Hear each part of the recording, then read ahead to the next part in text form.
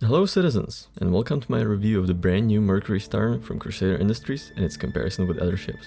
I'm going to start off the review by talking about different characteristics of the MSR, and I'm going to close it off with a breakdown of how does the MSR square up to the Connie and the 600i. There are timestamps in the description for those of you who would like to skip around. I have to say that the MSR flies a lot like a smaller ship. It actually surprised me how fast and agile it is compared to what I expected considering its size. It accelerates very quickly and the max speed is very fast as well.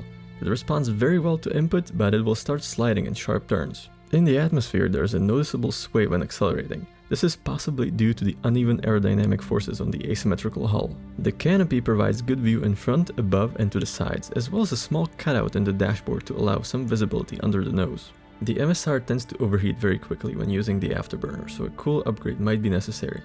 The interior is essentially divided into three parts: the crew area in the front, the cargo in the rear, and the not-so-secret tunnels below. The crew quarters can house up to 3 crew members along with plenty of gear. The bathrooms are very well integrated into the structure, and it actually took me a minute to find where they are. Though I feel that if the bed and desk layout changed a bit, there could be a separate room for the captain, but I think that the MSR crew is not supposed to have a separate captain role in the traditional sense. The recreation area houses a chess table and a kitchen. The chess table opens using a secret combination of chess pieces to reveal an entrance to the not-so-secret tunnels. These tunnels run under the entire crew and server area and lead to a secret compartment next to the cargo hold and to secret doors in the engineering and scanning rooms. The server room houses a few servers and the third entrances, and a door leading to the scanning room. The scanning room has some servers as well and a scanning station. Finally, the cargo hold. It can hold 114 SCU of cargo, which is a small upgrade compared to the 96 in the original concept. The ramp and the hold will fit anything up to an Ursa. One note I have here is that the elevator connecting the hold to the rest of the ship could probably be replaced by stairs or a ramp. But locking the elevator on the upper floor could give you an extra layer of defense against boarders. There is only one entrance to the MSR, which is through the cargo bay. I think the ship could use a docking airlock, possibly on top of the hallway between the crew quarters and the bridge. One thing I have noticed is that the turrets seem to stick out more than the original concept. It looks like the original concept was showing remote turrets while the actual turrets are manned. However, this does not break the overall shape of the MSR too much. The MSR is not a combat ship by any means, but both turrets and the pilot-controlled nose guns are dual-size 3 hardpoints, so it can hold its own against smaller threats and it can also take a few hits before it's critically damaged. Both turrets have pretty much unobstructed views around the ship. It also comes equipped with 4 size 2 and 2 size 3 missiles. However, your best chance when encountering larger threats or when outnumbered should be to run away or to bring some escort fighters.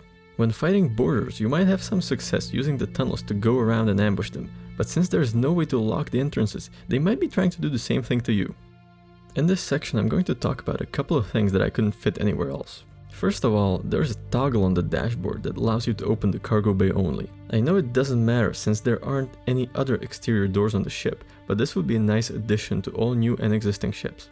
The full claim time is 20 minutes and it can be expedited to 4 minutes for about 1200 credits. Now to the comparison I promised earlier. I decided to compare the MSR with the Connie Andromeda and the 600i.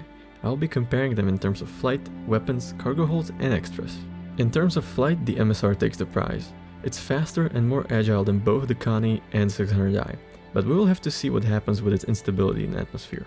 In terms of weapons, I have to pick the Constellation. It has larger hardpoints and more weapons, and a lot more missiles to bear when attacked. In terms of cargo, the MSR wins again. Not only it has more cargo space than the Connie and the 600i, but I think the ramp provides much easier access than the elevators. Now, I feel like the comparison wouldn't be complete if I didn't talk about comfort.